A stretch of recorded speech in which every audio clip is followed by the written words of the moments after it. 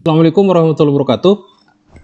Bertemu lagi dengan saya pada seri kuliah mekanika lanjut, dan pada kesempatan kali ini kita akan mencoba menurunkan persamaan identitas Beltrami. Apa itu persamaan identitas Beltrami? Jadi ini merupakan kelanjutan dari materi sebelumnya, yaitu tentang persamaan Euler-Lagrange, ya, mencari titik stasioner dari suatu fungsional dengan menggunakan Euler-Lagrange, ya. Oke, jadi kita mulai dari persamaan Euler-Lagrange kita. Ya, ini adalah persamaan Euler-Lagrange yang telah kita jelaskan sebelumnya.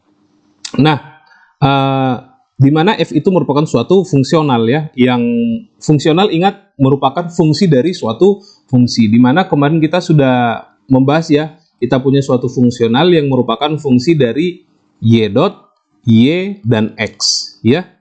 Nah, namun pada kenyataannya nanti ketika kita membahas atau untuk mencari titik stasioner dari suatu kasus, kita akan sering sekali ketemu dengan suatu kasus di mana fungsionalnya, ya, fungsional tidak bergantung pada salah satu variabel. Ya, ini kasus baru. Kalau dari yang kita bahas sebelumnya, soal-soal kita, ya, jadi kita mencari jarak terdekat pada bidang x, y, ya, kita dapatkan fungsional kita merupakan fungsi y dan x, gitu, ya. Ini, oke, ini masih merupakan fungsi x dan y. Maka masih kita bisa gunakan. Nah, bagaimana jika dia bukan merupakan fungsi salah satu variabel? Contoh dalam kasus ini, ya, jika f bukan merupakan fungsi x, ya. Namun ingat, karena fungsional adalah fungsi dari suatu fungsi, y dot yang kita bahas sebelumnya, y dot itu apa? Ya, y dot itu adalah dy per dx, ya. Jadi dia merupakan fungsi x, namun in total fungsionalnya bukan merupakan fungsi x, ya. Nanti mungkin ketika kita akan membahas kasus yang akan saya bahas di seri kuliah ini, nanti akan langsung kelihatan, ya, bagaimana kita akan menggunakan identitas Beltrami ini. Nah, pada video kali ini kita coba untuk turunkan dulu bagaimana penurunan identitas Beltrami. Oke, kalau begitu kita coba turunkan, ya. Karena dia bukan merupakan fungsi x, jadi saya coba, ya, kita turunkan dulu, ya. Kita lihat, saya punya df per dx, gitu, ya, sama dengan, jadi ini semua saya turunkan terhadap x, maka kita punya dof, ya, ini kita turunkan pertama terhadap y dot, ya, do y dot. Oke, saya punya dy dot per dx, gitu, ya, ditambah dof per do y, dy per dx, dengan menggunakan aturan rantai tentunya, ya, saya punya dof per dox. Oke. Nah, ini turunan totalnya, di sini kita turun terhadap x, ya. Oke. Nah, di mana dy dot x dx itu adalah y double dot, ya. Jadi saya coba df per dx itu sama dengan dof per do y dot y double dot, gitu, ya, tambah dof per do y dot ditambah dof per do x. Oke, saya coba jelaskan, ya. Saya coba tekankan di sini bahwasanya y dot di sini bukan dy dot per dt, bukan, ya, bukan.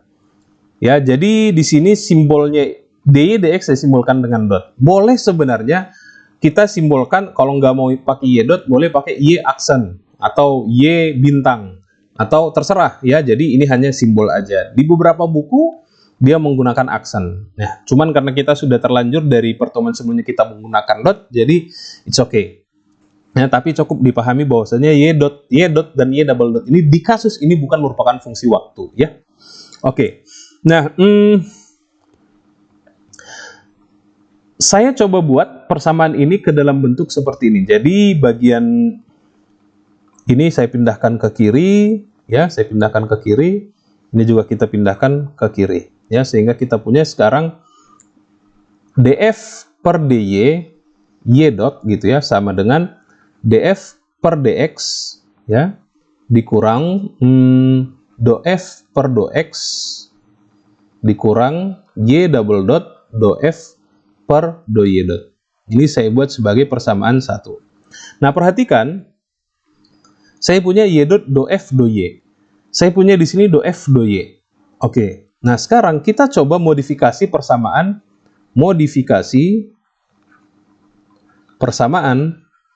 Euler-Lagrange kita dengan mengalihkan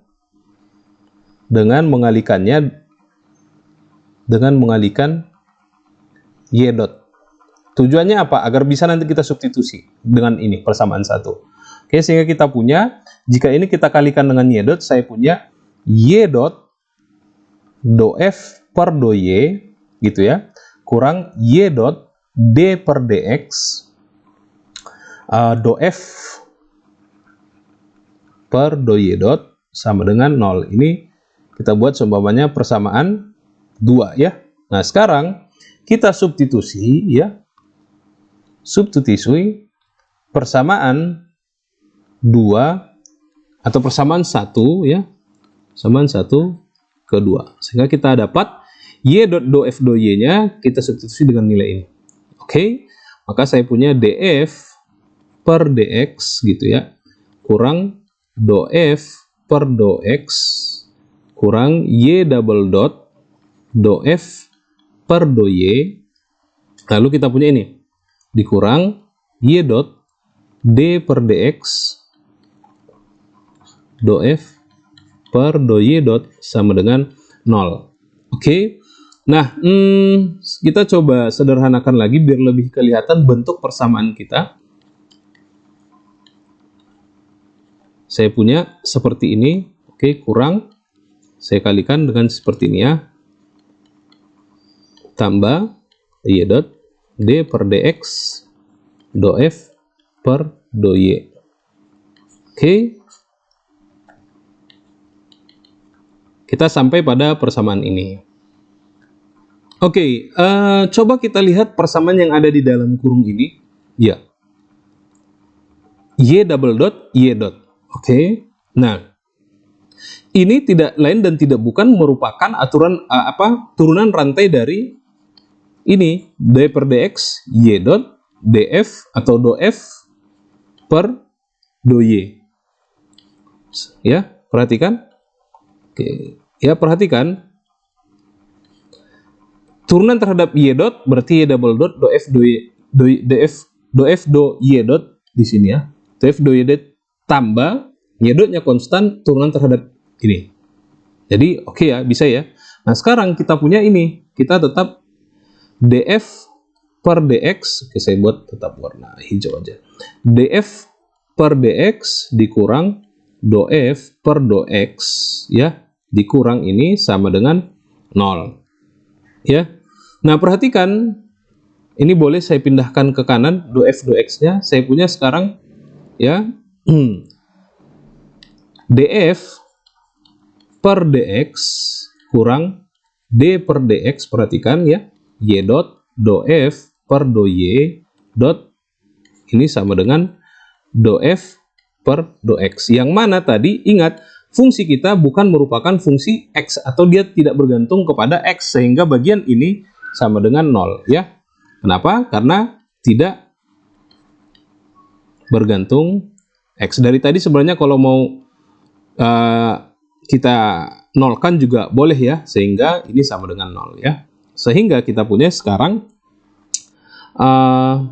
saya bisa sederhanakan lagi ini dalam bentuk d per dx ya, f dikurang y dot do f per do y dot ini sama dengan 0 ya, which means turunan dari sesuatu itu sama dengan 0, maka sesuatu itu berarti bernilai konstan ya. Maka kita dapatkan f kurang y dot do f per do y dot itu sama dengan ya konstan.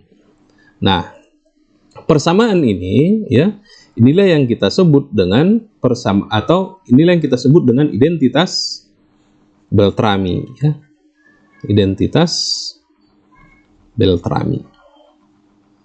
Ingat, kasusnya tadi ini untuk apa? Untuk menyelesaikan suatu permasalahan matematis, ya, di mana fungsional kita bukan merupakan, jadi seumpamanya kita punya 3 fungsi, ya. Jadi saya punya fungsional yang merupakan fungsi dari 3 variabel. Namun ternyata salah satu variabel tersebut atau fungsional kita bukan merupakan fungsi dari salah satu variabelnya. Oke, mungkin sedikit agak membingungkan ya. Kita akan masuk ke contoh untuk pembahasan bagaimana penggunaan identitas Beltrami. Namun bagi kalian yang sudah mengerjakan tugas bagaimana mencari persamaan lintasan terpendek pada koordinat atau pada suatu permukaan bola berupa busur lingkaran, ya, itu saya berikan tugas kemarin minggu lalu. Nah, itu sebenarnya penyelesaiannya adalah dengan menggunakan identitas Beltrami nantinya. Ya, akan kita jabarkan sebelum masuk ke pembahasan mencari lintasan terpendek pada permukaan bola. Kita akan bahas suatu kasus yang cukup terkenal dan semoga anak fisika paham kasus ini kasus apa, ya. Oke. Ya, kita cukupkan untuk penurunan identitas Beltrami ini dan kita akan gunakan kasus ini di contoh berikutnya.